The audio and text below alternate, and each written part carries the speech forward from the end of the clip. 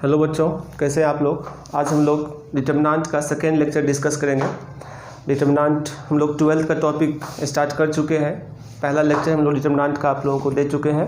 इसमें हम लोग बेसिक कॉन्सेप्ट डिस्कस किए थे और 12th का सिलेबस भी डिस्कस किए थे, कैसे कैसे कहाँ से क्वेश्चंस आता है। और हम लोग इस बात को बार बार आप लोगों को बोल रहे हैं कि 12th का सिलेबस जो भी है उस सबको आप लोग अच्छे से पढ़ना। जो लोग जेई का एग्ज़ाम नहीं भी दोगे, ऐसे ओनली बोर्ड का भी दोगे, वो लोग भी 12th का सारा वीडियो जो भी हम पढ़ाएंगे देखना, क्योंकि 12th के सिलेबस में बहुत ज़्यादा का डिफरेंस नहीं है बोर्ड और जेई के कॉन्सेप्ट में। हाँ, क्वेश्चंस थोड़ा ज़्यादा रहता है जेई में, मानते हैं, बट थ्योरी का जो पार्ट है वो मोस्टली सेम ही रहता है।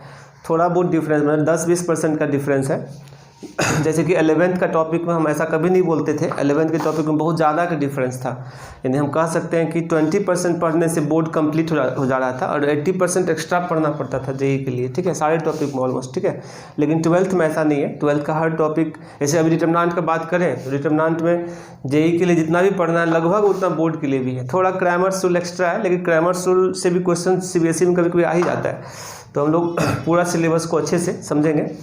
तो हम लोग लास्ट क्लास में जो पढ़े थे, डिटर्मिनेंट का डेफिनेशन पढ़े थे और डिटर्मिनेंट को का सिंबल, साइंस वगैरह सब एक्सपेंड कैसे करते हैं वो देखे थे, और माइनर को फैक्टर का वैल्यू कैसे निकालते हैं वो समझे थे। कुछ नोट्स देखे थे। नोट्स में हम लोग का ये था कि एक डिटर्मिनेंट है, उसका जो वैल्यू होता है, को फैक्टर से बनने वाला डिटर्मिनेंट के वैल्यू में एक रिलेशन बताए थे आप लोगों को। Del C equal to del के पावर n-1 होता है, ठीक है। और आप लोगों को बोले थे कि एग्जाम्पल आप लोग खुद से करना, ठीक है। ऐसे हम आज एक एग्जाम्पल आप लोगों को समझा देते हैं उससे रिलेटेड, ठीक है। उसके बाद एक बताए थे कि nth order determinant total number of terms क्या होता है, फैक्टोरियल n, ठीक है। उसको हम लोग डिस्कस किए थे, आप लोग पिछला वीडियो में देख लेना सही से। तो हम लोग देखते हैं एग्जाम्पल को, ठीक है। देखो, डेल इक्वल टू लिए 1 - 2 3 0 4 5 2 - 1 6, ठीक है। ये एक डिटर्मिनेंट है, इसका वैल्यू कैलकुलेट कर रहे हैं हम, ठीक है। तो फर्स्ट रो के अलोंग एक्सपेंड कर रहे हैं, एक्सपेंड अलोंग फर्स्ट रो, ठीक है बेटा। देखो 1 ये खत्म कर दो, कितना हो गया 24 और +5 कितना लिख दिया, चलो। फिर -2 इंटू ये खत्म 0 - 10, ठीक है, +3 इंटू ये और ये खत्म, क्या होता है 0 - 8, ठीक है। इसको कैलकुलेट कर लिए, रिजल्ट आ गया -15, ठीक है। इस डिटर्मिनेंट का वैल्यू निकालोगे तो -15 आ रहा है। अब हम लोग क्या कर रहे हैं, डेल सी का वैल्यू निकाल रहे हैं। अगर हम प्रॉपर्टी को जानते रहेंगे तो डेल सी को डायरेक्ट लिख सकते हैं value. Del C equal to क्या बताए थे फार्मूला, डेल के पावर n-1। फार्मूला ये था हमारा, del C equal to del to the power n-1, जहाँ पे n जो है ना क्या था, ऑर्डर ऑफ द डिटर्मिनेंट, ये फार्मूला था, उसी को वेरीफाई कर रहे हैं हम इस एग्जांपल से, ठीक है। तो देखो, अगर हम फार्मूला से लेके चले तो del C equal to del का होल स्क्वायर इन -15 का होल स्क्वायर इन 225 डायरेक्ट बता सकते हैं, ठीक है। कई बार एग्जाम में क्वेश्चन यहाँ से आया हुआ है, हम लोग देखेंगे ये ऑलरेडी। फिलहाल हम फार्मूला को वेरीफाई करते हैं। देखो, डेल सी निकाल डेल सी का मतलब हो गया जितना भी एलिमेंट्स इसके अंदर है, सारे एलिमेंट्स के कोफैक्टर्स निकालेंगे हम लोग, ठीक है। उस कोफैक्टर्स को अरेंज कर देंगे डिटर्मिनेंट के अंदर और उसका वैल्यू निकालेंगे, ठीक है। तो देखो बेटा, 1 के कोफैक्टर निकाल रहे हैं तो ये और ये खत्म, तो कितना आ गया 24 -5 यानी कितना 29, यहाँ लिख दिए। फिर -2 का निकालो, ये और ये खत्म, यहाँ ध्यान देना सही से, -2 का निकाल रहे हैं तो ये कॉलम और ये रो खत्म, क्या हो गया 0 -10 -10 आ रहा है। लेकिन ये पोजीशन नेगेटिव, ये एलिमेंट नेगेटिव से मतलब नहीं है। पोजीशन क्या होता है, plus minus plus, position negative है तो जो भी वैल्यू आया उसमें माइनस लगा देंगे, ठीक है बेटा। तो क्या आ गया 10, चूंकि -10 आया था तो उसमें एक माइनस लग गया, क्या हो गया 10। अब देखो 3 का निकालते, क्या हो गया 0 - 8, पोजीशन पॉजिटिव था इसलिए -8 हो गया। अब हम 0 का निकालते हैं, 0 से कोई मतलब नहीं है, 0 का हम लोग को फैक्टर निकाल रहे हैं, तो ये तो एलिमेंट रोल ही नहीं करता है, इसके सामने कॉलम और रो हटा देते हैं। क्या आ गया -2 × 6 -12 -3 यानी कितना -9, और ये पोजीशन नेगेटिव होता है तो इसलिए +9 हो गया, ठीक है। अब 4 का निकालो, ये और ये खत्म, 6 - 6 कितना होता है 0, और देखो 0 5 का निकालते हैं, ये और ये खत्म, -1 और माइनस +4, -1 + 4 कितना होता है 3, किसका निकालते हैं 5 का, तो ये पोजीशन नेगेटिव है इसलिए -3, ठीक है। अब 2 का निकालते हैं, ये और ये खत्म। कैलकुलेशन थोड़ा सावधानी से करना पड़ेगा क्योंकि यहाँ पे बहुत कैलकुलेशन रहता है, इसको कम तो आप कूल दिमाग से करोगे तब सही से हो पाएगा, ठीक है। हम लोग किसका निकाले थे 2 का, ये और ये खत्म, कितना आ गया -10 -12, ठीक है, कितना आ गया -22।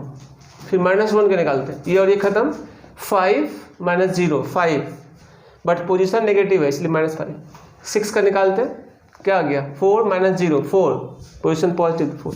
अब ये डेल सी का वैल्यू हो गया, ठीक है। ऐसे बुक सब में एनसीईआरटी में सबको अलग अलग निकालता है ना, मतलब F11 F12 F13 and so on सारा निकालता है, फिर रखता है, तो 1-1.5 पेज में सॉल्व करता है। हम यही इस चीज़ को डायरेक्ट लिखे यहाँ पे, आप लोग आराम से इसको सॉल्व समझना सही, ठीक है। कैलकुलेट करो, 29 इंटू ये और ये खत्म, क्या आ गया 0 -15, ठीक है, तो -15 आ गया, -10 इंटू कितना आ गया 36 और -66, ठीक है, -8 इंटू कितना आ गया -45 -0, ठीक है बेटा। इसको कैलकुलेट करो तो तुम्हारा ये रिजल्ट आ जाएगा -435, ये रिजल्ट आ जाएगा कितना -30 इंटू 10 +300 हो जाएगा, और ये -45 इंटू -8 +360, इसको ऐड करोगे तो 660 और ये 435 माइनस में 225 और दिस इज -15 का होल स्क्वायर। तो जो हमारा फार्मूला था del C equal to del square, ये मेंटेन है। डेल स्क्वायर क्यों लिखे हैं, क्योंकि यहाँ 3 ऑर्डर डिटरमिनेंट है, इस फार्मूला में रखोगे n का वैल्यू 3 तो क्या देगा 3 - 1 2, तो del C equal to del के पावर 2 होगा कहाँ पे 3 ऑर्डर डिटरमिनेंट में। अगर 2 ऑर्डर डिटरमिनेंट रहेगा तो del C equal to del होगा, क्योंकि वहाँ पे 2 - 1 क्या होता है 1, तो ये फार्मूला किसी भी ऑर्डर के लिए मेंटेन है, ठीक है, इसको आप अच्छे से याद रखना। अब हम आगे बढ़ते हैं और कुछ इंपॉर्टेंट कॉन्सेप्ट डिस्कस करते हैं, ठीक है। Value of the determinant, value या एक्सपेंशन, डिटरमिनेंट को एक्सपेंड कैसे करते हैं, ऐसे तो हम एक्सपेंड कर चुके हैं लेकिन अब फार्मूला से करेंगे, ठीक है। अब आप लोगों को इसका रियल कॉन्सेप्ट पता चलेगा कि एक्सपेंशन में आखिर क्या होता है, क्यों प्लस माइनस से सब यूज होता है, ठीक है। तो एक फार्मूला लिख रहे हैं आप लोग समझना सही से, del equal to summation of i equal to 1 to n aij cij c4 को फैक्टर। अब i equal to 1 to n लिए हैं तो यहाँ पर j को कांस्टेंट लेना पड़ेगा, j इज एनी कांस्टेंट। तो ये जो फार्मूला दिख रहा है ये है एक्सपेंड अलोंग कॉलम, कॉलम के अलोंग एक्सपेंशन का होगा ये फार्मूला, ठीक है। और एक फार्मूला लिख रहे हैं डेल इक्वल टू, समझाते हैं फार्मूला को भी, आप लोग पहले इसको लिखो, summation of i equal to, I नहीं लिखते इस बार j लिखते हैं, ठीक है, j equal to 1 to n aij cij। यहाँ पर i फिक्स रहेगा क्योंकि यहाँ वैरी कौन कर रहा है j, i is any constant, ठीक है बेटा।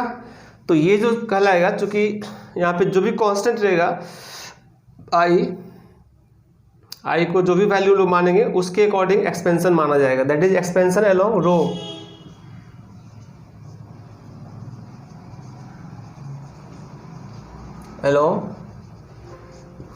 रो ये फार्मूला है, बट इसको हम लोग समझते हैं कि कैसे ये होता है, ठीक है। तो जैसा कि हम बताए थे पीछे, किसी भी रो और किसी भी कॉलम के अलोंग हम डिटरमिनेंट को एक्सपेंड कर सकते हैं, इसलिए ये भी फार्मूला यूज कर सकते हैं और ये भी यूज कर सकते हैं, दोनों से वैल्यू सेम देगा, ठीक है। तो अभी हम इसको थोड़ा डिटेल में समझा रहे हैं कैसे हुआ फार्मूला, ठीक है। ठीक है बेटा, देखो हम लोग देखते हैं जो अभी फार्मूला बताए थे तो एक्सप्लेन करते हैं। अगर हम इसको लिखें, थोड़ा ध्यान से समझना तुम लोग, ठीक है। एक्सपेंड अलोंग फर्स्ट रो, अगर हम फर्स्ट रो के अलोंग एक्सपेंड करें तो फार्मूला कैसे लिखा जाएगा, ठीक है।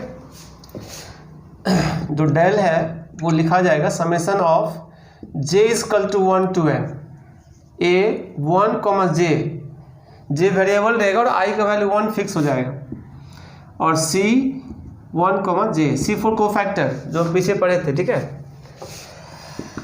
तो देखो इसको अगर ब्रेक करोगे, A11 C11 plus A12 C12 plus A13 C13, यो n है ना, वो ऑर्डर इंडिकेट कर रहा है। हम लोग तो मैक्सिमम 3 ऑर्डर का ही पढ़ना रहता है, लेकिन हम n तक के लिए बता रहे हैं, ठीक है, इसीलिए n लिखा गया है। अब टू कहाँ तक जाएगा, A1n C1n, ये हो गया फर्स्ट रो के अलोंग एक्सपेंशन, ठीक है। अगर इसमें हम पूछे एक्सपेंड अलोंग सेकेंड रो, ठीक है बेटा, सेकेंड रो के अलोंग एक्सपेंशन करेंगे तो फॉर्मूला कैसे लिखाएगा ये बताओ। J equal to 1 to n A 2J C 2J, और इसको अगर एक्सपेंड करोगे A21 C21 plus A22 C22 plus A23 C23 plus up to A2n C2n। तो आप लोगों को समझ में आ रहा है, अगर रो के लोग एक्सपेंशन करेंगे तो आई का वैल्यू फिक्स हो जाएगा और जे वेरी करेगा, ठीक है। इसी प्रकार हम कॉलम के अलोंग भी कर सकते हैं एंड सो ऑन, ठीक है। एक कॉलम वाला एग्जांपल बता देते हैं, ठीक है। अगर हम लिखें एक्सपेंड अलोंग फर्स्ट कॉलम, ठीक है बेटा, तो फॉर्मूला कैसे लिखाएगा ये बताओ। जे का वैल्यू 1 फिक्स हो गया और आई वेरी करेगा, I equal to 1 to n A I, 1 C I, 1 I1 नहीं I1, ठीक है।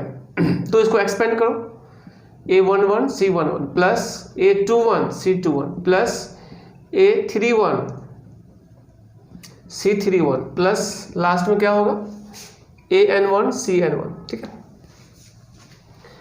एक दो और एग्जांपल देखो, अगर हम लिखें एक्सपेंड अलोंग सेकेंड कॉलम,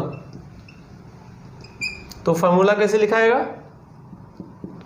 यहाँ J इक्वल टू 2 फिक्स हो गया और I का वैल्यू वेरी करेगा, I 1 से n वेरी करेगा और J 2 फिक्स हो गया, और इसको एक्सपेंड करो A12 C12 plus A22 C22 plus A32 C32 plus AN2 CN2, ठीक है, एंड सो ऑन। ये चलते जाएगा, यानी जितना रो है जितना कॉलम है उतना बार एक्सपेंड कर सकते हैं और सबका आंसर सेम देता है। तो बेटा अब जो बात है एक्सपेंशन का वो ये है कि जो भी कोई रो या कॉलम के लोग एक्सपेंड करेंगे तो उसका सारा एलिमेंट लेंगे, क्रॉसपॉन्डिंग कोफैक्टर से मल्टीप्लाई करके ऐड कर देंगे तो वैल्यू निकलेगा, चाहे रो के अलोंग करें या फिर कॉलम के अलोंग करें, है ना, उससे वैल्यू सेम आता है, ठीक है। तो आगे हम लोग कुछ देखते हैं एग्जांपल 3 ऑर्डर के डिटरमिनेंट पे लेके देखते हैं इस फार्मूला को, ठीक है। अभी तो n तक के लिए बताया है, तो बच्चे हम लोग देखते हैं इसका 3 ऑर्डर के डिटरमिनेंट में इसका एग्जांपल लेके समझते हैं, ठीक है। देखो A11 12 13 21 22 23 31 32 33। एक बार हम फिर समझा दे रहे हैं कि जो 2 3 लिखा हुआ है इसका मतलब ये होता है कि सेकेंड रो थर्ड कॉलम। इससे ये पता चलता है कि डायरेक्ट ये एलिमेंट किस पोजीशन पे वो पता करने के लिए हम लोग लिखते हैं, ठीक है। जैसे 3 1 लिखा हुआ है मतलब third row and first column, ठीक है। 3 2 लिखा हुआ है थर्ड रो सेकेंड कॉलम, ठीक है। ये तो लोग पहले ही देख चुके हैं। अब इसको एक्सपेंड करो, ठीक है। जैसे अगर हम लिखें एक्सपेंड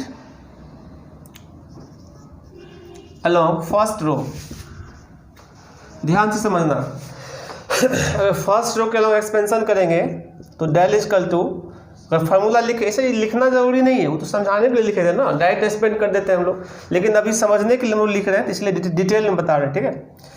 तो फर्स्ट रो के अलोंग एक्सपेंड करोगे तो क्या होगा बेटा, j is equal to 1 to 3, यहाँ n की जगह 3 आ जाएगा, ठीक है।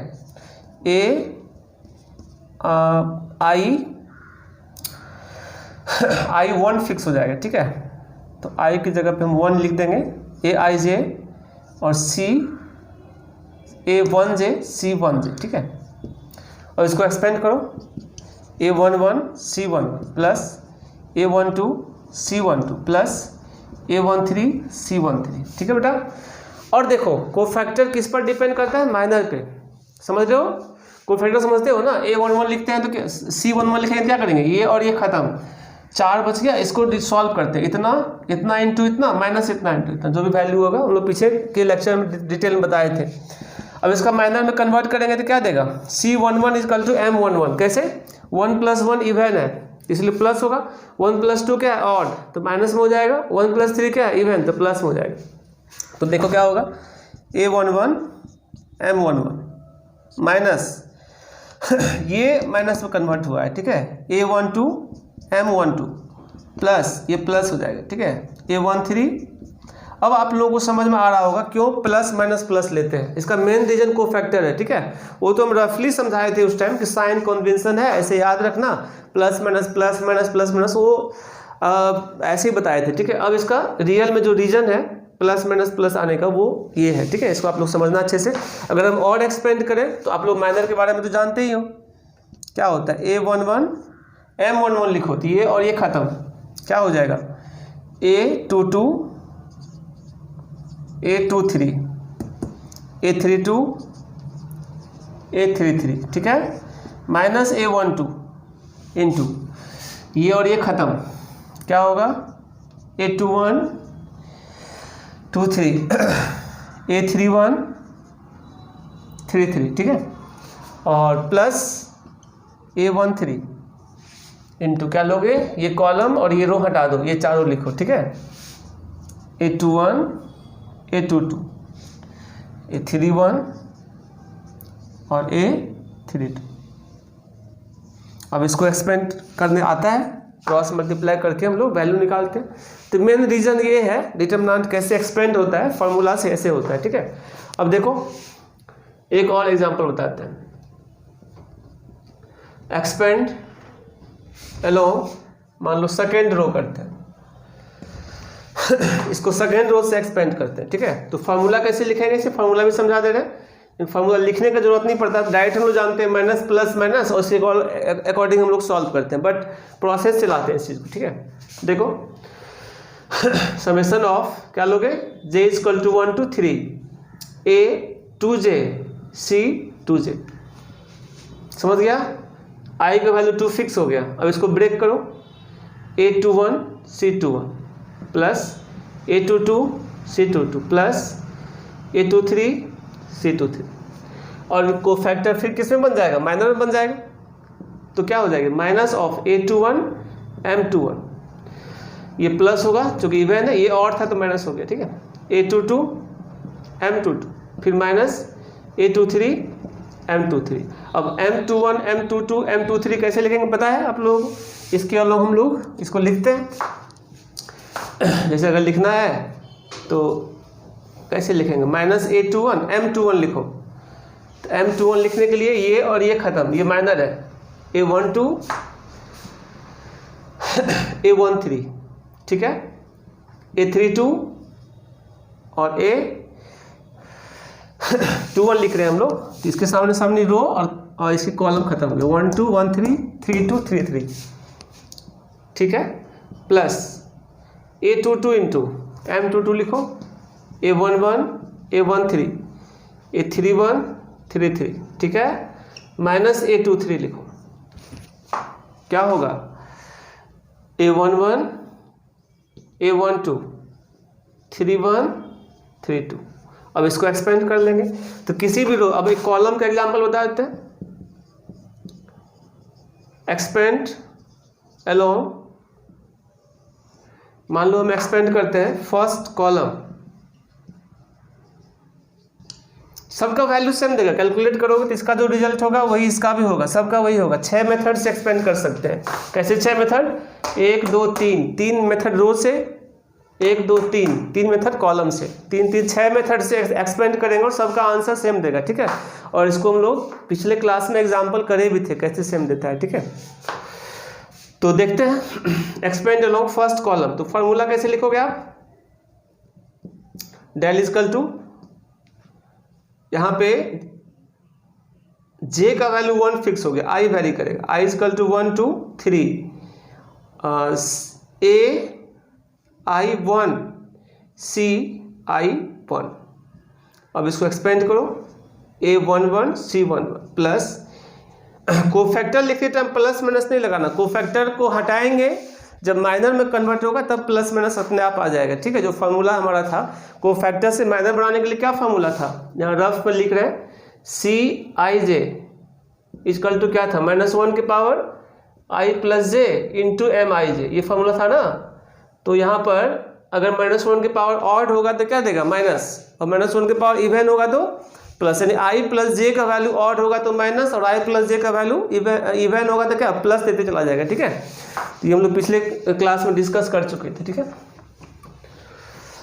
देखो A21 C21 plus A31 C31, अब इसको माइनर में कन्वर्ट करोगे तो क्या देगा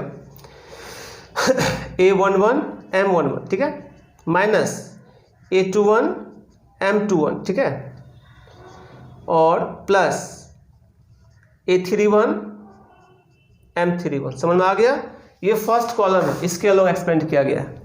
उसी प्रकार सेकंड कॉलम भी कर सकते हैं, थर्ड कॉलम भी कर सकते हैं, सो ऑन, जितना मेथड चाहे हम लोग कर सकते हैं। 6 मेथड से एक्सपेंड कर सकते हैं और फार्मूला हम बता दिए, एक बार अच्छा से समझ लो, और कुछ इंपॉर्टेंट नोट हम डिस्कस करेंगे इस पर अभी, ठीक है। चलो हम लोग देखते हैं कुछ इस पर एक एग्जाम्पल पर देख लेते हैं और, ठीक है, ताकि आप लोगों को और क्लियर हो जाए डिटरमिनेंट का सही में एक्सपेंशन कैसे होता है। तो यहाँ से हम लोग समझेंगे 2 5 -3 4 1 6 मान लो कुछ भी 7 2 0। चलो हम किसी भी रो या किसी भी कॉलम के लोग एक्सपेंड कर सकते हैं, ठीक है। तो देखते हैं एक्सपेंड अलोंग, मान लो फर्स्ट रो करते हैं, ठीक है। अगर हम फार्मूला लिखें तो क्या लिखते हैं j is equal to 1 to n a 1j c1j, ठीक है बेटा, a11 c11 plus a12 c12 plus a13 c13। ये सब हम पहले लिखते नहीं थे, है ना, अभी भी लिखने की जरूरत नहीं है, बस फार्मूला को समझाने के लिए हम लिख रहे हैं, ठीक है बेटा। तो आप लोग समझो, अगर हम माइनर में कन्वर्ट कर दें तो क्या होगा, a11 क्या है यहाँ पर 2, या पहले लिख देते हैं a11 m11, ठीक है, minus a12 m12 plus a13 m13। नहीं, ये भी लिखने की जरूरत नहीं था, हम फार्मूला समझाने के लिए माइनर कोफैक्टर का ऐसा लिखे हैं। अब a11 देखो क्या है 2, और m11 निकालो, ये और ये खत्म, क्या होता है 1 6 2 0, माइनस a12 क्या है 5। अब यहाँ अगर -5 रहता मान लो, तब यहाँ क्या लिखते माइनस ऑफ -5, तो प्लस हो जाता, लेकिन अभी है नहीं, तो इसलिए हम क्या लिखें -5, ठीक है। इंटू m12 के लिए क्या करोगे, ये कॉलम और ये रो हटा दोगे तो क्या होगा 4 7 6 0, ठीक है, और -3 प्लस होता है बट ये एलिमेंट ही नेगेटिव है, ये और ये खत्म, क्या होगा 4 1 7 2। कैलकुलेट करो, 2 इंटू 0 -12 -5 इंटू 0 -42 -3 इंटू कितना 8 -7। ये सब स्टेप हम डायरेक्ट लिख सकते हैं, मतलब ये सब बीच में कोई भी स्टेप नहीं लिखेंगे, इस क्वेश्चन के बाद सीधा ये स्टेप हम लिख सकते हैं। अगला क्वेश्चन सब में यही करने वाले हैं, ठीक है। तो आप लोग बस समझने के लिए इतना बताए हैं, हम लोग बाद के टाइम में सिर्फ ये स्टेप डायरेक्ट लिखना सीखेंगे, ठीक है। 2 इंटू -12 कितना आ गया -24, प्लस कितना आ गया 210, ठीक है, और ये -3 ठीक है बेटा, पूरा कैलकुलेट करो। 210 माइनस 27 तो आप इसको कैलकुलेट करो, कितना दिया 3 और 18 183। ठीक है, दिस इज द आंसर। तो ये कैलकुलेट हो गया। जैसे मान लो इसी क्वेश्चन को अगर हम लिखते एक्सपेंड अलोंग सेकेंड रो, तो हम डायरेक्ट लिखेंगे, इतना प्रोसेस नहीं लिखेंगे। ठीक है, एक फार्मूला से लिख दे रहे, समेशन ऑफ क्या होगा, j equal to 1 to 3a 2j c 2j, जी i का वैल्यू 2 फिक्स हो गया। तो बेटा कैसे लिखोगे, a 21 c 21 plus a 22 c 22 plus a 23 c 23। अब ये स्टेप हम डायरेक्ट लिखते हैं, ठीक है, इतना प्रोसेस नहीं लिखेंगे। a 21 बताओ कितना है, 4। ठीक है बेटा, a 21 4 है। अब c 21 लिखो, तो ये और ये खत्म, 0 और माइनस 6 यानी +6।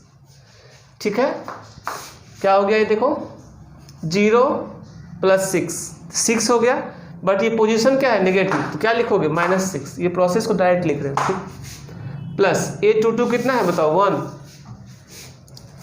इसलिए यहाँ माइनस होता था। ठीक है, तो अब ये माइनस हम यहाँ लिखे हैं इस बार। ठीक है, 1 लिखो, 1 के साथ इसका कोफैक्टर लिखो, ये और एक खत्म हो गया, 0 माइनस +21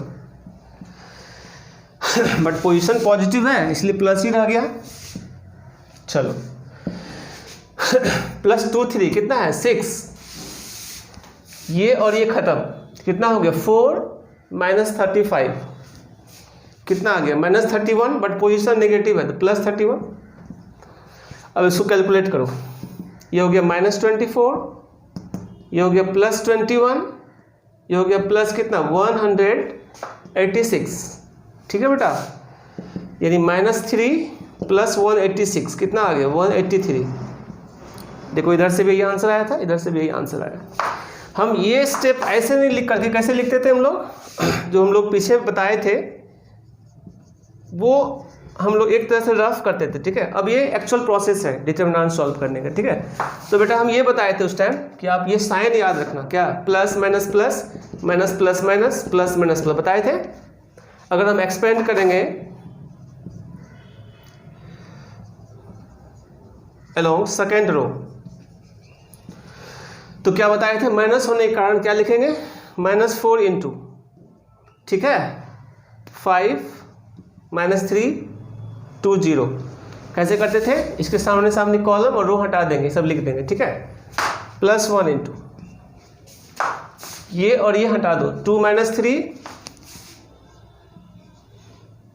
7 0। ठीक है, और -6 इंटू, तो ये जो माइनस है ना यही निकल के यहाँ आ जाता है। ठीक है, देखो रिजल्ट सेम आएगा, -6 इंटू क्या होगा, ये और ये खत्म। ठीक है, तो 2 5 7 2 कैलकुलेट करो, -4 इंटू कितना दिया, 0 माइनस +6। देखो -24 आया, यहाँ भी -24, तो ये -6 इसमें था, लेकिन हम ये माइनस को पहले ही बाहर निकाल लिए थे। ठीक है, उस टाइम ये करते थे, अभी को फैक्टर के मेथड से बना रहे थे इसको। +1 इंटू 0 + 21, ठीक है, 21 -6 इंटू 4 -35 -31। पूरा कैलकुलेट करोगे तो -24 + 21 + 186, कुल कैलकुलेशन 183 होगा। तो बेटा अब आप लोग तो बोर हो गए होंगे, इतना सारा हम लोग कैलकुलेशन कर रहे हैं, डिटरमिनेंट को सॉल्व किए हैं, तो आप लोग खुद से अच्छा से समझ गए होंगे कैसे करना है। इतना सारा एग्जाम्पल कराने का पर्पस यही था कि हम लोग एकदम जीरो लेवल से बता रहे हैं, जो लोग ओनली बोर्ड का प्रिपरेशन करना चाह रहे हैं, पहली बार डिटरमिनेंट देख रहे हैं, किसी तरह कोई दिक्कत ना हो इसके लिए हम लोग काफ़ी डिटेल में एक्सप्लेन कर रहे हैं सब चीज़ को। ठीक है, अच्छे से आप लोग समझ गए होंगे। अब हम इसका कुछ प्रॉपर्टी और कुछ कॉन्सेप्ट डिस्कस कर रहे हैं, जो एक्सपेंशन कर रहे हैं उसका। ठीक है, आप लोग समझना ध्यान से। ठीक है, ठीक है बच्चे, हम लोग आगे बढ़ते हैं। तो हम लोग अभी बता रहे थे कि हम लोग काफ़ी जीरो लेवल से डिस्कस कर रहे हैं, और अगर आपको 100% क्वेश्चन सॉल्व करना है IIT तक का, तो आप लोगों को स्टार्टिंग एकदम जीरो लेवल से, हर टॉपिक का ही कॉन्सेप्ट होता है, ठीक है। अगर आप बेस क्लियर रखोगे फिर आगे का चीज़ समझना आसान होगा, और फिर आप आराम से जेई का भी, आप लोगों को तो पता ही मेरे यहाँ 100% जेई का एडवांस्ड और मेन का क्वेश्चन कराया जाता है ऑलरेडी, तो वहाँ तक ऑलरेडी क्लियर होगा हम लोग। लेकिन स्टार्ट एकदम जीरो लेवल से कर रहे हैं, तो आप लोग अच्छे से टॉपिक को समझ रहे होगे और समझना सही से, ठीक है। आगे देखो, एक नोट बता रहे हैं हम, जो भी पढ़े हैं उसी से रिलेटेड नोट है, ठीक है। इसको समझना ठीक से। नोट फर्स्ट इंपॉर्टेंट नोट है, यहाँ से डायरेक्ट ऑब्जेक्टिव क्वेश्चन भी रहता है, ठीक है।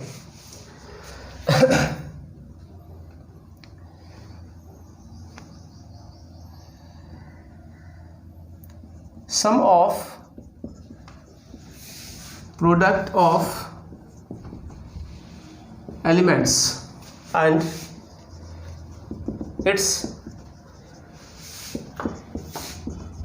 corresponding cofactor of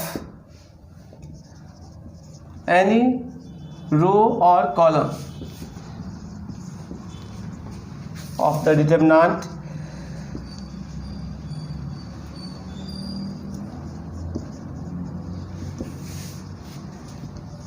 is equal to the value of the determinant, ठीक है। the value of the determinant, यानी किसी भी रो का एलिमेंट और उसके क्रॉसपॉन्डिंग कोफैक्टर को अगर हम लोग मल्टीप्लाई करते हैं या किसी भी कॉलम के, तो क्या देता है, वैल्यू देता है। मतलब कोई एक रो है, उसका पूरा एलिमेंट क्रॉसपॉन्डिंग कोफैक्टर मल्टीप्लाई कर ऐड कर दें तो क्या देता है, वैल्यू। ऐसा ही कॉलम के साथ भी होगा, ठीक है। यही बात लिखा होगा, sum of product of elements and its corresponding cofactors of any row और कॉलम, किसी भी रो और कॉलम का, ठीक है, of the determinant is equal to the value of the determinant, ठीक है। देखो बेटा क्या कहना चाह रहे हैं, इसको हम लिख के बता रहे हैं मैथमेटिकली, ठीक है। देखो A11 A12 13, ये इस तरह से इसलिए लिखा जाता है क्योंकि जैसे अब A13 लिखा हुआ है तो आप डायरेक्ट समझ लोगे ये फर्स्ट रो थर्ड कॉलम का एलिमेंट, इसके कारण लिखा जाता है, ठीक है। ऐसा A21 22 23 31 32 33, ठीक है बेटा।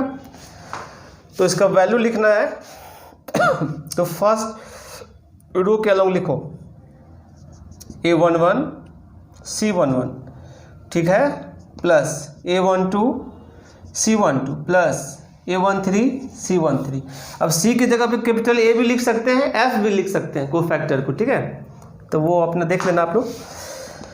सेकेंड रो भी करेंगे, जैसे A21 C21 plus A22 C22 plus A23 C23। Same होगा A31 C31 plus A32 C32 plus A33 C33। उसी प्रकार कॉलम से भी कर सकते हैं, ठीक है। इधर ही लिखते हैं, कॉलम में करते हैं A11 C11 plus A21 C21 plus A31 C31। Second column करते हैं A12 C12, ठीक है, plus 22 C22 plus A32 C32। Same as A33, sorry third column कर रहे हैं A13 C13 plus A23 C23 plus A33। अब समझ में आ गया, ये सब का वैल्यू सेम होगा, ठीक है। 6 मेथड टोटल, ठीक है। टोटल 6 टाइप से हम वैल्यू ला सकते हैं, किसका, 3 ऑर्डर डिटरमिनेंट का, ठीक है। एक इंपॉर्टेंट कॉन्सेप्ट था, किसी भी एक रो का पूरा एलिमेंट क्रॉसपॉन्डिंग कोफैक्टर के साथ मल्टीप्लाई करके अगर ऐड कर देंगे तो वही वैल्यू देता है डिटरमिनेंट का। पीछे बहुत सारा एग्जांपल करे ही हैं हम लोग, इसको आप लोग अच्छे से समझना, ठीक है, और याद रखना। सेकेंड नोट बता रहे, नोट नंबर 2, ठीक है। अगर हम लोग कोई रो का एलिमेंट लेंगे, ठीक है बेटा, ध्यान समझना, कोई रो का एलिमेंट लिए और दूसरे रो का कोफैक्टर लेंगे, ठीक है। जैसे इस रो का एलिमेंट लिए है, इसका सेम कोफैक्टर नहीं, दूसरे कोफैक्टर लेंगे, ठीक है, दूसरे रो का। और क्रॉसपॉन्डिंग मतलब ये इसके साथ, ये इसके साथ, ये इसके साथ, ये नहीं कि ये इसके साथ मल्टीप्लाई कर देंगे, ठीक है, तो उसका वैल्यू 0 हो जाएगा, ठीक है। इंपॉर्टेंट नोट है, लोग समझना सही से, ठीक है। Sum of product of element of any row और column and corresponding cofactor of other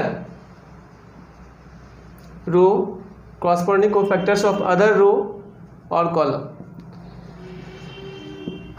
is equal to 0। बहुत इंपॉर्टेंट पॉइंट है समझ गया। सेम एग्जांपल में लेते हैं, जैसे डेल है, हमारा जो है ना डेल, इस बार लिखने की जरूरत नहीं, इस बार हम ऐसे लिखते हैं A11, समझ रहे हो बेटा, फर्स्ट रो का हम एलिमेंट ले रहे हैं और सेकेंड का क्रॉसपॉन्डिंग कोफैक्टर ले रहे हैं, यानी A11 को C21 से करेंगे, ठीक है, A11 C21 plus A12 C22, A12 C22 plus A13 C23, A13 C23, इसका वैल्यू 0 हो जाएगा, आँख मूंद के 0 लिख सकते हो इसको, ठीक है। अभी एग्जांपल बता देंगे इसका कैसे 0 आता है।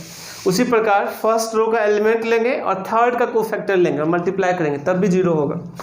देखो कैसे, A11 C31 plus A12 C32 plus A13 C33 also 0। यानी एक रो से हम 2 बार 0 ला सकते हैं, समझ गया। उसी प्रकार सेकेंड रो से भी 2 बार ला सकते हैं, थर्ड रो से भी 2 बार ला सकते हैं, 6 बार तो रो से हो गया और 6 बार कॉलम से भी ला सकते हैं, यानी 12 तरह से 0 ला सकते हैं हम लोग, 12 टाइप से, ठीक है, किसी भी डिटरमिनेंट को, 3 ऑर्डर के डिटरमिनेंट को। ज़्यादा ऑर्डर होगा तो और ज़्यादा ला सकते हैं।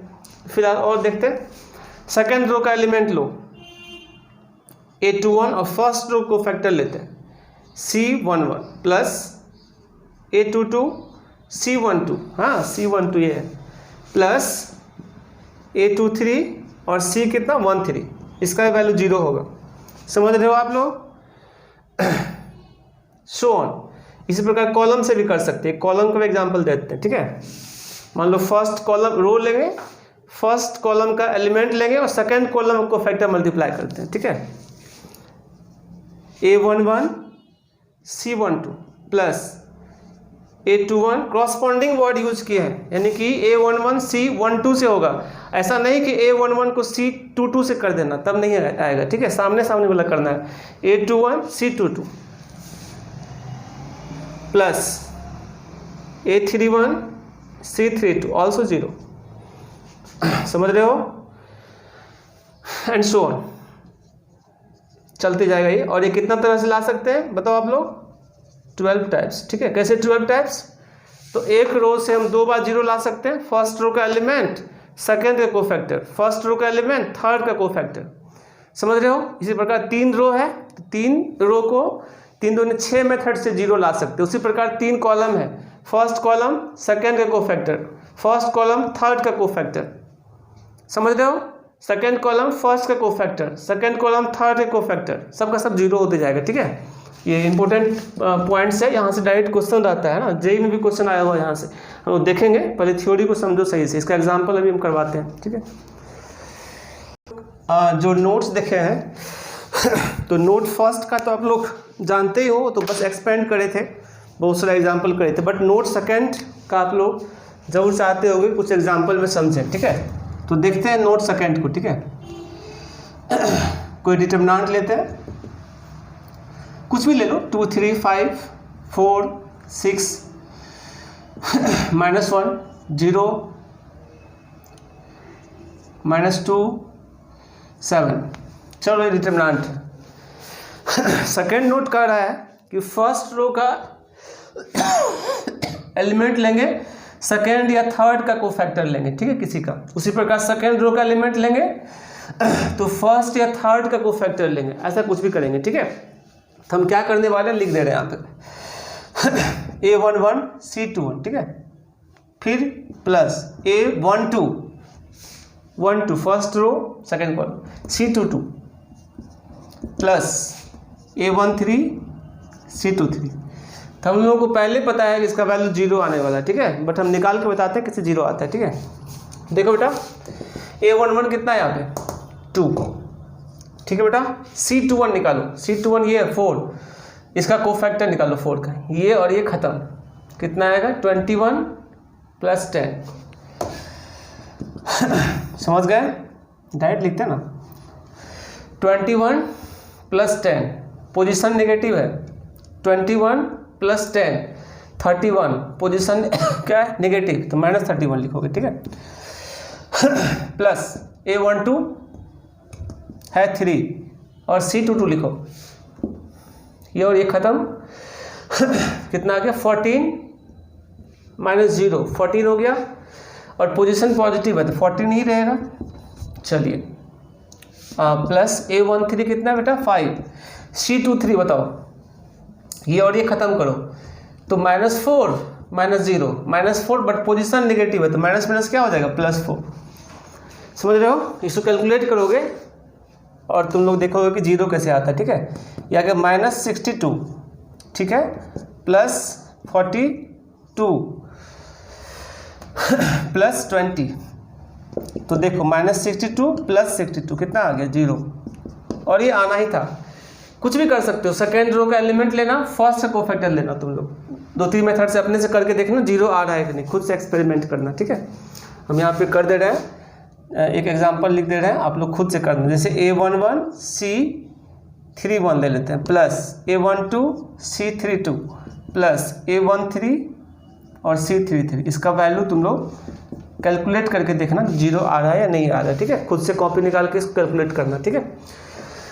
तो बेटा हम लोग अभी कुछ नोट देखें। अभी तक हम लोग एक्सपेंशन के बारे में समझ रहे थे, कैसे डिटरमिनेंट एक्सपेंड होता है। अब हम लोग इंपॉर्टेंट कॉन्सेप्ट की तरफ आगे बढ़ रहे हैं, यहाँ से ही मेनली क्वेश्चन रहता है, ठीक है। तो प्रॉपर्टी ऑफ द डिटरमिनेंट, इसको हम लोग डिस्कस करेंगे, इसको आप लोग अच्छे से समझना, ठीक है।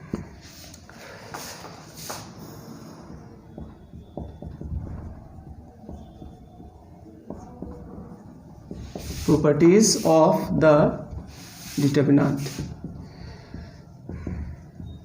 काफ़ी डिटेल में हम बताने वाले हैं, आप लोग अच्छे से समझना, ठीक है।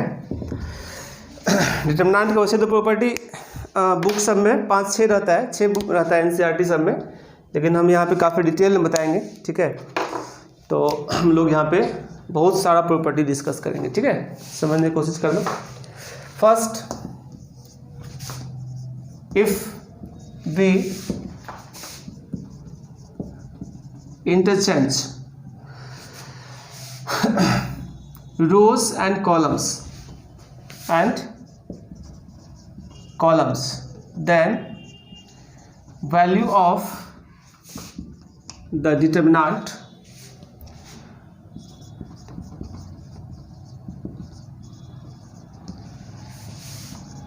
remains unchanged। प्रॉपर्टी ये कह रहा है कि रो और कॉलम को अगर इंटरचेंज कर दे, मतलब रो को कॉलम बना दें, सारी रो को, तो ऑलरेडी सारा कॉलम क्या हो जाएगा रो बन जाएगा, ठीक है। तो डिटरमिनेंट के वैल्यू पे कोई फर्क उससे नहीं पड़ता है, यही कह रहा है प्रॉपर्टी में, ठीक है। तो हम लोग देखते हैं, इसको लिख करके बताते हैं, ठीक है। डेल इक्वल टू आपका है A1 A2 A3, ठीक है, B1 B2 B3 C1 C2 C3, ठीक है।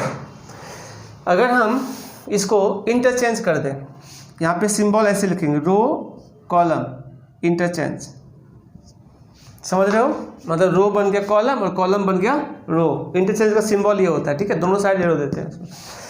तो क्या करने वाले हैं बेटा, तो ये रो बन जाएगा कॉलम, यानी A1 A2 A3, जो फर्स्ट रो था और फर्स्ट कॉलम बन जाएगा, जो सेकेंड रो था सेकेंड कॉलम बन जाएगा, B1 B2 B3 C1 C2 C3, मतलब इसका वैल्यू और इसका वैल्यू सेम होगा, ठीक है। ये भी डेल का ही वैल्यू होगा, ये भी डेल का ही वैल्यू होगा, ठीक है। यही प्रॉपर्टी का रहा था, काफ़ी इंपॉर्टेंट प्रॉपर्टी है। और ऐसा क्यों होता है, देखो इसका रीजन बुक सब में नहीं दिया रहता है, हम रीजन समझा दे रहे हैं ऐसा क्यों होता है। तो बेटा अभी हम लोग पीछे पढ़े थे नोट फर्स्ट में, किसी भी रो का एलिमेंट और उसके क्रॉसपोंडिंग कोफैक्टर्स को अगर मल्टीप्लाई करके ऐड करते हैं तो डिटरमिनेंट क्या निकलता है, वैल्यू आता है। तो आप ये बताओ हमको, ये है फर्स्ट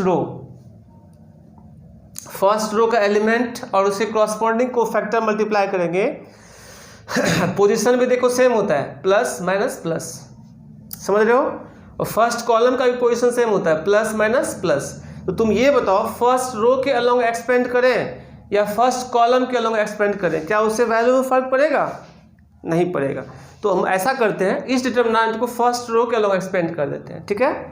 और जो ये डिटरमिनेंट है हमारा, इसको फर्स्ट कॉलम के अलोंग एक्सपेंड करते हैं। देखो फर्स्ट रो में क्या है, यहाँ a1 a2 a3, यहाँ फर्स्ट कॉलम में क्या है, a1 a2 a3, और साइन का भी सेम है, प्लस माइनस प्लस, यहाँ भी होता है, यहाँ भी plus minus plus.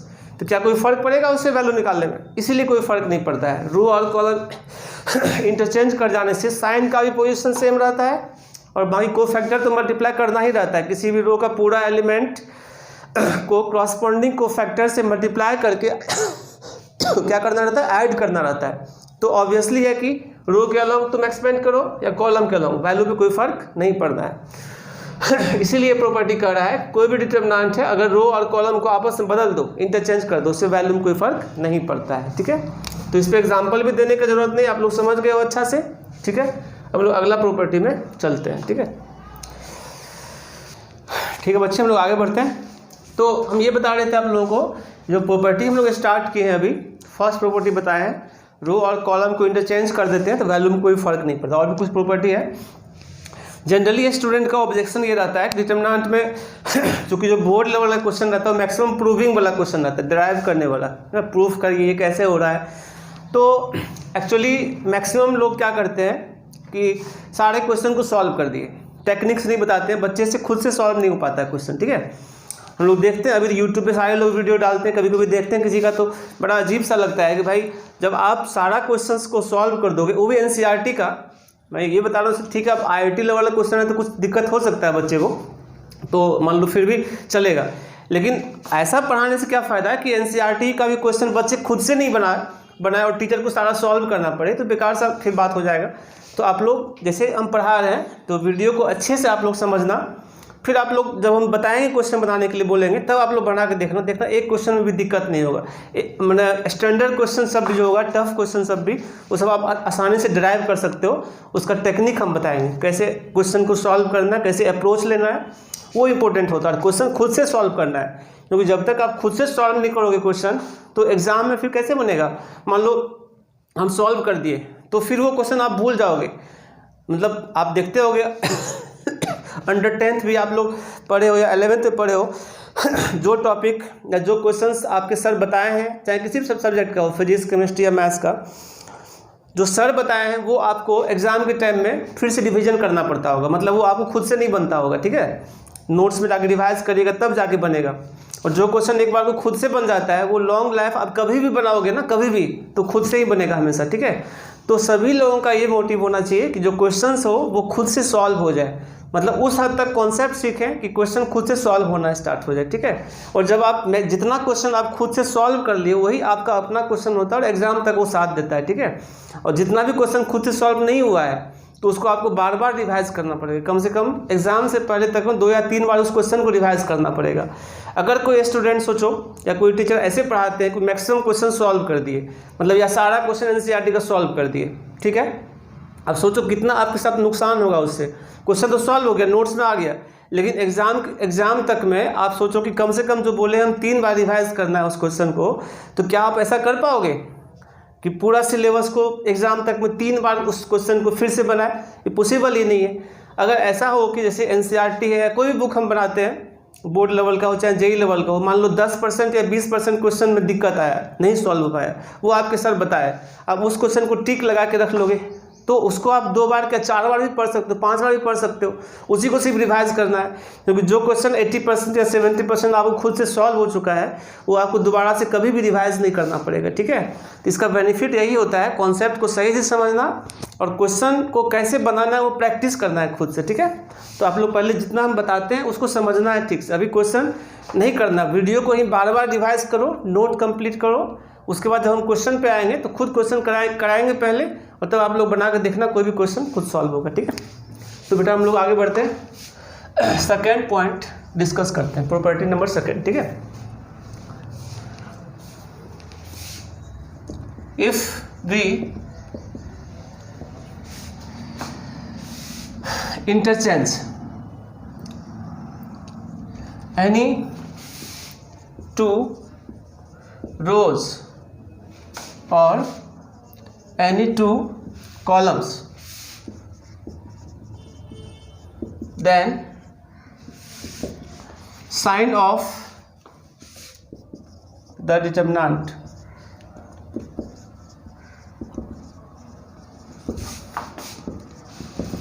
will changed। Determinant का साइन जो है ना वो चेंज कर जाएगा, ठीक है। अगर हम किसी दो रो को आपस में इंटरचेंज करें या फिर दो कॉलम को इंटरचेंज करें तो साइन चेंज करेगा, मतलब मैग्नीट्यूड चेंज नहीं करेगा। जैसे मान लो 5 वैल्यू आया तो 7 नहीं आ जाएगा, -5 आएगा। हम यहाँ लिख भी देते हैं ब्रैकेट में, मैग्नीट्यूड remains unchanged, ठीक है। डिटरमिनेंट का साइन चेंज करेगा और मैग्नीट्यूड चेंज नहीं करेगा, अनचेंज रहेगा, ठीक है। तो हम देखते हैं क्या कर रहा है प्रॉपर्टी को, हम लोग मैथमेटिकली लिख के समझते हैं इसको क्या कर रहा है, ठीक है। देखो जैसे कि A1 B1 C1, A2 B2 C2, A3 B3 C3 है बेटा। अब हम क्या करते हैं यहाँ पे, फर्स्ट रो और सेकेंड रो को इंटरचेंज करते हैं, ठीक है। तो अगर इंटरचेंज करेंगे तो साइन चेंज हो जाएगा, इसका माइनस ऑफ हो जाएगा। A2 B2 C2, A1 B1 C1 और A3 B3 C3। समझ में आ गया। जितना बार भी हम इंटरचेंज करेंगे, अब इंटरचेंज का साइन यहाँ लिख देंगे, फर्स्ट रो और सेकंड रो इंटरचेंज। जो भी चीज़ हम स्टेप लेंगे ना साइड में, बोर्ड एग्जाम के लिए बहुत इंपॉर्टेंट होता है कि साइड में उस प्रोसेस को लिख देना, क्योंकि जो चेक करेंगे ना आपके कुछ नोट को, ठीक है, आंसर शीट को, तो उसको पता होना चाहिए कि आप क्या किए हो, ठीक है। ये गाइड करता है कि आप क्या स्टेप लिए हो, ठीक है। यहाँ पे हम लोग क्या किए, R1 और R2 को इंटरचेंज किए, समझ रहे हो। फर्स्ट इंटरचेंज के साइन होता है, R1 हो गया R2, R2 हो गया R1। तो जो भी डिटरमिनेंट है उसका वैल्यू बस माइनस के साथ हो गया। अगर मान लो हम एक और चेंज करें, इसमें कॉलम को इंटरचेंज कर देते हैं कोई दो, तब भी साइन चेंज करेगा, ठीक है।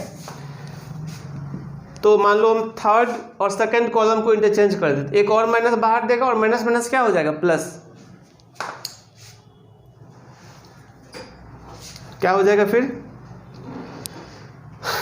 A2 A1 A3 और थर्ड कॉलम सेकंड कॉलम को इंटरचेंज कर दिए, C2 C1 C3, फिर B2 B1, यहाँ पर क्या किए साइड में लिखो, C1 और C3 इंटरचेंज हो गया, C2 और C3, second column third column. ये स्मॉल वाला है और ये कैपिटल में लिख देते हैं, ठीक है। ऐसे कैपिटल सी स्मॉल सी लगभग सेम जैसा होता है, लेकिन आप लोग समझ लेना, C2 और C3 दोनों इंटरचेंज किया है, ठीक है। और भी कोई चेंज ला सकते हैं जिसका जैसा नीड होगा। मान लो हम इस बार second row third row interchange करते हैं या फर्स्ट रो थर्ड रो करते हैं, कोई इशू नहीं है, करो, तो एक और माइनस देगा। Third row first row interchange कर रहे हैं, A3 C3 B3 ये तो नहीं किए कुछ, A1 C1 B1, और ये वाला यहाँ आ जाएगा A2 C2 B2।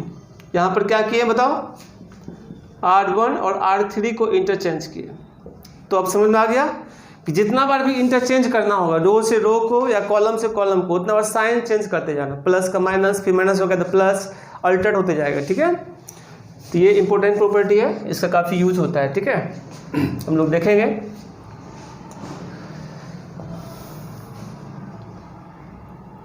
ऐसे एक एग्जांपल से आपको समझा देते हैं, जरूरी ऐसे नहीं, आप लोग खुद से भी देख सकते हो, लेकिन फिर भी हम बता देते हैं, ठीक है। देखो del 1 ले लेते हैं, 2 3 0 -1 4 2 6 -2 और 1, ठीक है, ऐसा कुछ है। अब हम क्या करते हैं, इसका वैल्यू निकाल लेते हैं, ठीक है। निकालो, फर्स्ट रो कर लो। अब वैल्यू निकालने में उतना सोचना नहीं है, इसी मेथड से बनाना तुम लोग भी। 2 के साथ ये और ये खत्म क्या हो गया, 4 + 4 8 हो गया, ठीक है बेटा। -3 इंटू ये और ये खत्म, -1 -12 और ये तो 0 ही हो गया, ठीक है।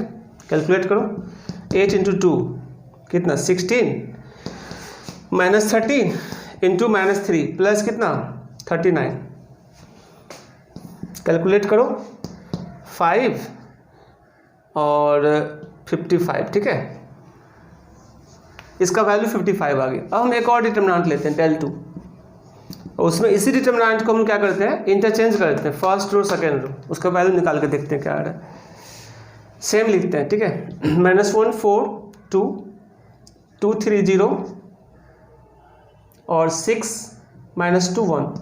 अब इसका वैल्यू निकालो, हमको पहले से ही पता है इसका वैल्यू क्या होगा, -55। अगर प्रॉपर्टी पता होता तो यही सब फायदा होता है कि हम लोग बिना एक्सपेंड किए भी बहुत चीज़ बता सकते हैं, ठीक है। और आगे हम रीजन बताएंगे, प्रॉपर्टी जो हम लोग पढ़ रहे हैं वो किस कारण से पढ़ रहे हैं, क्यों पढ़ रहे हैं, उसका क्वेश्चन में हम लोग कैसे अप्लाई करेंगे, ठीक है। तो पहले कुछ प्रॉपर्टी पढ़ते हैं, बाद में इसका समझाएंगे कि प्रोसेस की इसका क्यों होता है प्रॉपर्टी यूज क्वेश्चन के अंदर, ठीक है। देखो इसको सॉल्व करो, -1 इंटू ये और ये खत्म, 3 -0 -4 इंटू ये और ये खत्म, 2 -0 +2 इंटू ये और ये खत्म, -4 -18, समझे। कैलकुलेट करो, ये हो गया -3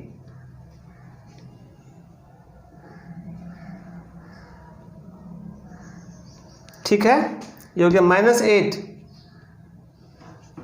और ये हो गया कितना -42 ठीक है। और इन सब को ऐड करो, -42 -8 कितना आ गया, -50 -53 आ रहा है। कैलकुलेशन चेक कर लेते हैं हम लोग। देखो -1 इंटू ये और ये खत्म, 3 -0 ठीक है, -4 इंटू 2 -0 ये भी ठीक है, फिर +2 इंटू -4 -18 ठीक है। कैलकुलेट करो, -3, चलो ये देखो -8 और ये देखो 18 4 22, ये -44 ये गलती किए थे ठीक है, -44 हो रहा था। अब देखो ये कितना आ गया, -52 -3 -55 आना ही था ठीक है। ये तो आप लोगों को बस दिखाने के लिए हम लिखे थे, क्योंकि हम यहाँ पे क्या किए, इस डिटरमिनेंट में del 1 और del 2 में डिफरेंस क्या है, बस first row second row interchange है इसका ठीक है, इसलिए साइन अल्टर हो गया है, मैग्नीट्यूड सेम रहा ठीक है। तो हम लोग यहाँ पे देख पा रहे हैं कि क्या हो रहा है, del 1 = del 2 नहीं, क्योंकि R1 और R2 इंटरचेंज था। तो ये प्रॉपर्टी था कि हम किसी भी रो को या किसी भी कॉलम को इंटरचेंज कर देंगे तो बस साइन चेंज हो जाएगा, उसका मैग्नीट्यूड सेम रहेगा। साइन अगर ये -55 आता तो ये क्या आता, +55, तो साइन अल्टर हो जाएगा, प्लस का माइनस और माइनस का प्लस ठीक है। तो ये प्रॉपर्टी हमारा सेकेंड था, जैसा कि हम लोग अभी समझे हैं। तो आप लोग इसको अच्छा से रिवाइज कर लेना, अभी बहुत सारा प्रॉपर्टी है, 6 प्रॉपर्टी कम से कम है जो बोर्ड में यूज होगा, 12th बोर्ड में। आगे का 4 प्रॉपर्टी और है, तो हम लोग उसको नेक्स्ट क्लास में डिस्कस करेंगे, नेक्स्ट प्रॉपर्टी को। बट यहाँ तक आप लोग अच्छे से रिवाइज कर लेना, अभी क्वेश्चन नहीं बनाना है, बस आप लोग नोट कंप्लीट कर लेना, वीडियो को अच्छे से पढ़ के। अगला क्लास अगर हम लोग पढ़ेंगे ठीक है, अगला वीडियो अगर हम लोग लाएंगे डिटरमिनेंट का, तो उसके बाद आप लोग फिर बोर्ड का सारा क्वेश्चन बनाना स्टार्ट कर दोगे ठीक है। 1 या 2 क्लास या 3 क्लास हो सकता है और लेंगे, काफ़ी डिटेल हम सब कुछ बताएंगे ठीक है, जेई लेवल तक। तो अभी आप लोग यहाँ तक रिवाइज कर लेना ठीक से, फिर अगले क्लास हम लोग मिलते हैं ठीक है। Thank you.